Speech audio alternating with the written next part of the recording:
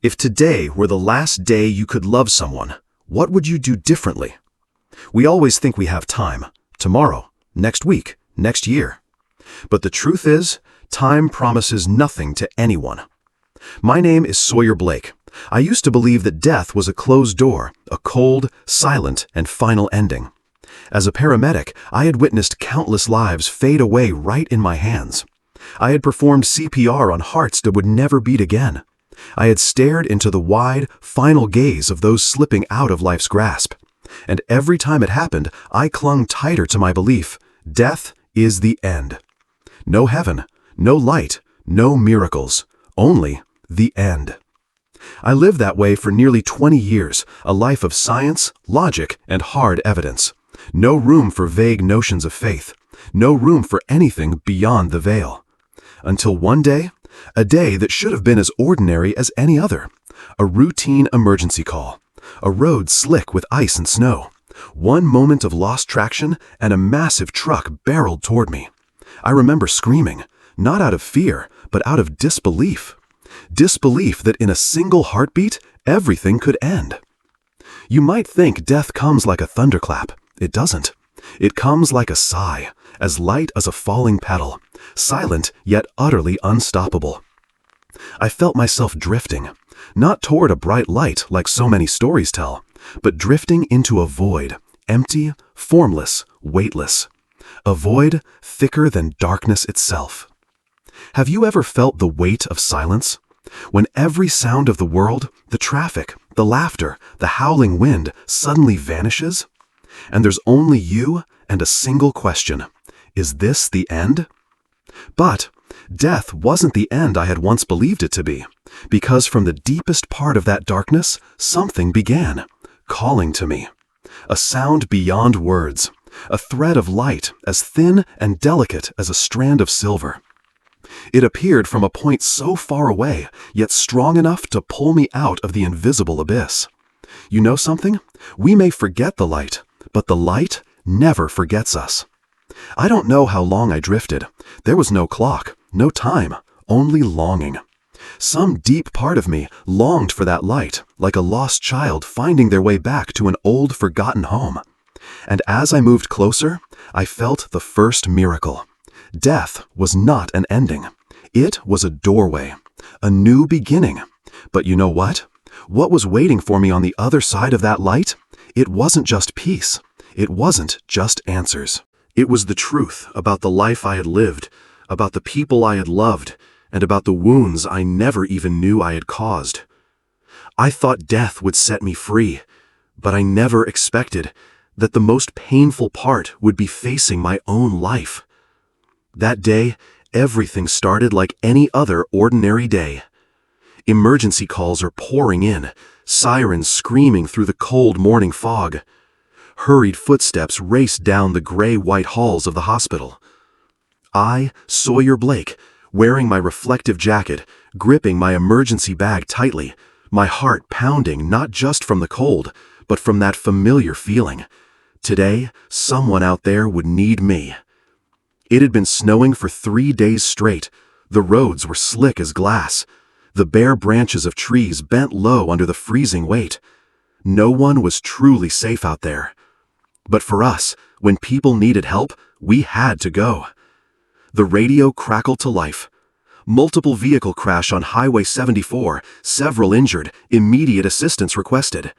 No hesitation, no second guessing. I tightened my grip on the steering wheel. My partner gave a quick nod, the unspoken look that said, "Let's go." We charged into the snowstorm. Massive flakes, like blinding white hands, pounded against the windshield. The road ahead was no longer clear, only a blurry white ribbon stretching into the unknown, a frozen labyrinth. Have you ever driven through a blizzard? It feels like swimming through an invisible ocean, with no idea where the surface is or where the depths lie. The screech of tires, the howl of twisting metal. My scream was swallowed up by the roaring wind. A truck, out of control, coming straight for us. No time to swerve, no way out. In that moment, I understood I was no longer in control of anything. The world spun wildly, glass shattered. The air itself seemed to splinter into cold, sharp fragments. My body was tossed like a rag doll, slammed against the door, thrown across the steering wheel, breaking apart along with the screeching metal. I tried to breathe, but my lungs wouldn't listen. The air grew thick and heavy. Each breath was a blade slicing through my chest. I wanted to move. I couldn't. I wanted to scream. I couldn't. There was only silence, a silence heavier and thicker than the snowstorm outside. Have you ever felt that moment when your body betrays you, when every muscle, every vein no longer belonged to you? I felt it, and I understood. I was dying. No blinding light, no choir of angels, only a slow, unstoppable slide into darkness. I don't know when I finally let go. I just remember that. For a moment, I looked up through the shattered windshield at the gray sky and thought, so this is it. But right then, just when it seemed everything was over, something strange happened. I felt myself drifting, leaving my body, growing lighter, fading away. No more pain, no more screaming. Only a weightlessness so complete it was as if I were dissolving. I looked down at myself, at that battered, broken, lifeless body, and felt no connection to it anymore. And something even stranger, I wasn't afraid. The fear was gone. Only one question echoed in my mind. If this is death, why am I still here? I had left my body behind, but what was waiting for me ahead? It was not an ending. It was a strange journey beyond anything I could have ever imagined. I drifted. Not fast, not slow. Just drifted. No weight, no form. No chains holding me down. I was no longer a body, no longer a name, no longer a paramedic badge pinned to my chest. Have you ever wondered, when you no longer have a body, what are you? The simplest answer is this. You are everything you have ever felt. I didn't see with my eyes. I didn't hear with my ears. I didn't think with my brain. I felt. At first, there was emptiness, a space vaster than any universe I had ever imagined. No up, no down, no before, no after, only an ocean of absolute perfect stillness. I tried to call out my name. No sound came. I tried to remember my life, but the memories shattered like pieces of glass falling into a deep abyss, silent, with no echo, no response. I drifted through a darkness as thick and soft as black velvet. And yet, strangely, it wasn't frightening. That darkness was not cold, was not hostile. It simply was. I realized, fear of the dark is the fear of those still bound to the world. But here, when everything had been stripped away, darkness was just another note in the great symphony of the universe. I didn't know how long I had been there. Here, there was no time. Only moments that stretched into eternity or vanished in the blink of an eye. And then, I felt it. Something, far off in the distance. A wordless calling, a nameless longing. Light, a tiny point of light, as small as a star in the night sky, as delicate as a single drop of dew clinging to a flower petal. But to me, in that moment, it was the entire universe. I wasn't pulled towards it. I wasn't pushed. I chose to move toward it. Like a lost child seeing a flickering light at the end of a dark alley. Like a fragile boat finding a lighthouse in a black sea. With every step closer, the light grew larger, warmer, more alive. Not just a light for the eyes, but a light for the soul. I could feel it. Love, comfort, welcome. A kind of love that asked for nothing in return. No judgment, just simple existence. Do you know that feeling? The feeling of being seen, truly seen, down to your deepest scars and cracks, and still being embraced without condition? I understood. I wasn't being cast out. I was being invited in. And as I drew closer to that gate of light, a new feeling rose within me. Someone was waiting for me, not with a voice, not with words, but with presence. a presence stronger than any fear, softer than any embrace. I stopped, just one breath away from the light. But that single breath, it could have been an entire lifetime. I wasn't afraid. I wasn't hesitant. I simply waited. And then, from within that light, a voice spoke. One single question, yet it shook my soul to its very core. I stood there, right before the gate of light. No more darkness, no more weight, only pure presence. And before me was them. No face, no gender, no fixed form. They were simply light. But from that light poured a love so powerful it melted away every fear, every doubt, every wound. I thought I would be afraid, but I wasn't. I just wept. Not with tears, but with my very soul.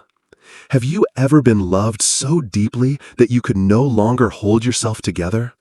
Loved despite all your mistakes, all your cracks, all the things you were most ashamed of? I was loved like that, in that very moment. And then they spoke, not through sound, not through language, but directly into the deepest core of my soul. One single question. Sawyer, have you truly lived? And I didn't know how to answer. In that moment, my entire life came rushing back like a flood. I saw the days I merely existed, repeating like a machine. The moments I chose work over family. The times I buried my emotions, hiding my tears behind mechanical smiles.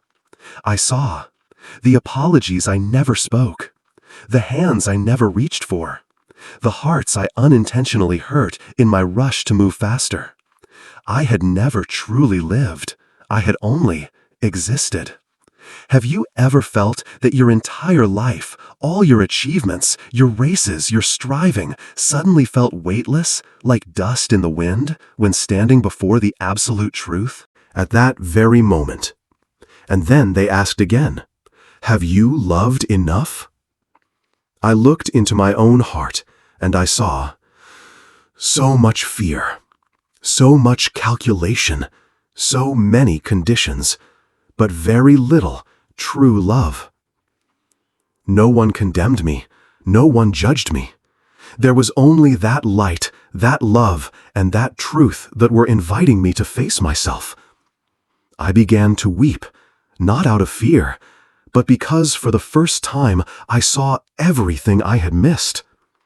I had been given so much, opportunities, love, forgiveness, and yet I had lived as if I were immortal, as if I had endless tomorrows to love, to forgive, to begin again.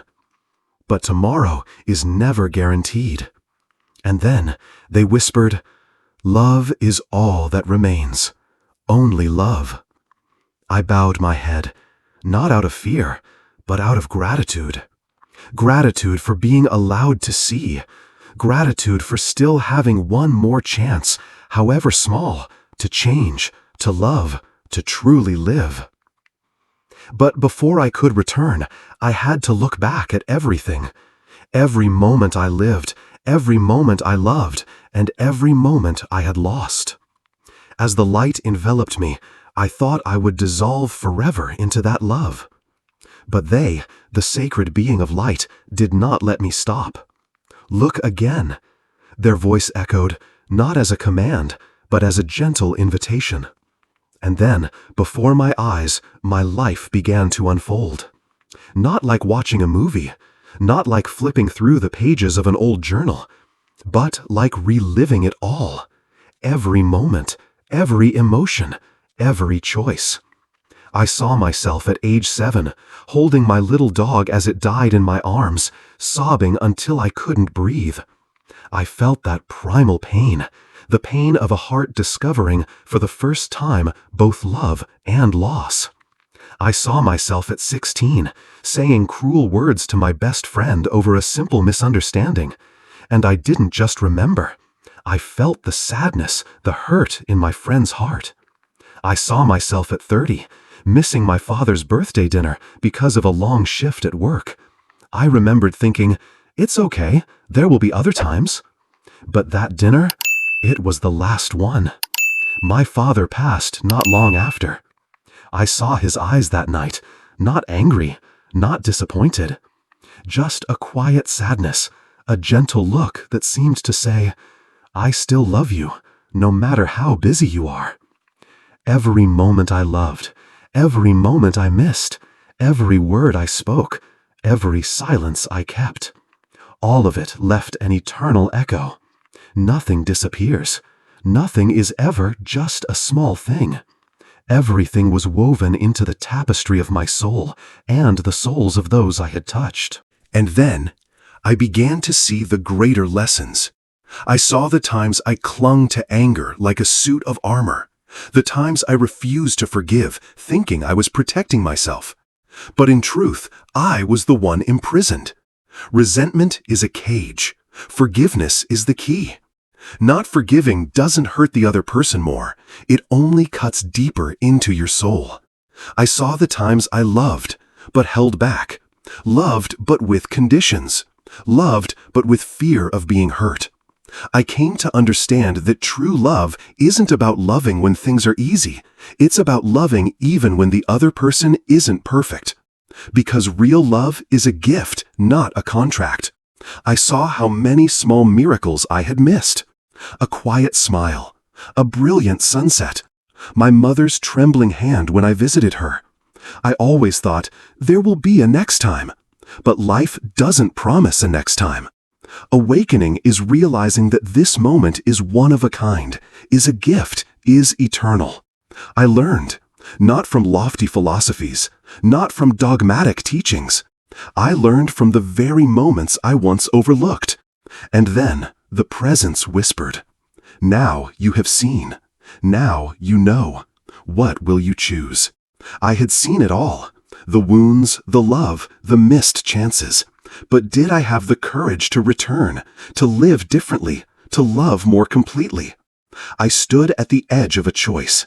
To remain in the eternal light where there was no more pain, no more regret. Or to return to the world I once knew, where loss, sorrow, and imperfection awaited me. I looked up at the presence. There was no command, no pressure, only absolute freedom. Do you wish to stay, or do you wish to return? The voice came like a gentle melody carried through the stillness. I closed my eyes, and in that deep darkness I saw the face of my aging mother, still waiting for her son to come home each evening. The eyes of children, still longing for the warmth of an embrace. The quiet souls, hurting, hopeless, waiting for a single ray of light. I knew I couldn't stay. Not out of duty, not out of pressure, but because of love. I bowed my head before the presence, and my heart quietly spoke. Give me a second chance, to love more, to forgive more, to live more fully. And then a powerful force pulled me back.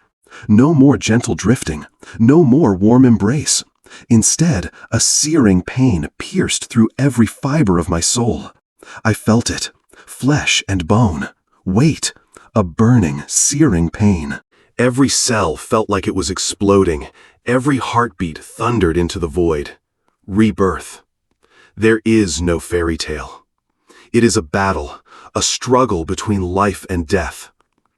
I opened my eyes. Cold fluorescent lights, the panicked faces of doctors, urgent shouting. I wanted to say something, but I couldn't. There were only tears. Tears not from physical pain, but because I was alive. The days that followed, it was a long and difficult journey. Every step is to learn how to walk again. Every breath relearned. Every sharp pain was shooting through my spine. But each time I opened my eyes, I saw a beam of sunlight slips through the window. A hand gripping mine tightly. A shy, hopeful smile. And I knew I was alive, truly alive. I was no longer the old Sawyer Blake, the busy, distant man, cold toward life. I was a new Sawyer, a soul that had died and been born again. Now, every moment I live is a silent thank you. Every touch, every word, every glance is a small flower I offer back to the universe. You might ask, aren't you afraid of death anymore? I smile. No, I'm no longer afraid of dying. I'm only afraid of not loving enough before I die. I know that when the final moment comes, the only thing I'll take with me won't be possessions. It won't be status. It will be the moments I choose to love. If today were the last day you could love someone, what would you do differently? Start now, right now, with the person beside you, with yourself. Because love is the only eternal thing. There are days when the pain makes me not want to open my eyes. There are days when I ask myself, can I make it through one more day? My body felt like a cramped prison, every small movement a massive battle. But then, I remembered that light, that love, that forgiveness. I remembered the promise I made. If I were given the chance to return, I wouldn't waste a single breath. If you're lying in a hospital bed, if you're fighting through each day with silent, persistent pain, if you're feeling alone, exhausted, I want to tell you this. You are not alone. Behind every faint heartbeat, there is a will quietly burning strong. Behind every scar, there is a story of resilience. You have never been just a body. You are a magnificent soul, learning how to love through the greatest of trials. Don't wait for the pain to end before you begin to live. Don't wait for everything to be perfect before you begin to love. Right here, right now, even in your weakness, even in your brokenness, you can still shine. A gentle glance, a small, quiet smile, a whispered thank you. These are great victories that only warriors like you can truly understand. I won't promise the road will be easy, but I can tell you this. Every breath you fight to take is proof of the infinite love burning within you. Be patient with yourself, forgive the days you feel weak, and remember, as long as you are still loving, you are already winning. If this story made you pause, if it stirred something in your heart, or even just made you quietly think, I want to live more fully too, then please share your thoughts in the comments, because the story you share might just be the light that guides someone else through the dark. If you believe that this life still holds many miracles waiting to unfold, if you too want to keep walking the path of awakening and love, then hit follow. Together, we won't just listen to stories about life. We'll walk together and truly live life worth living.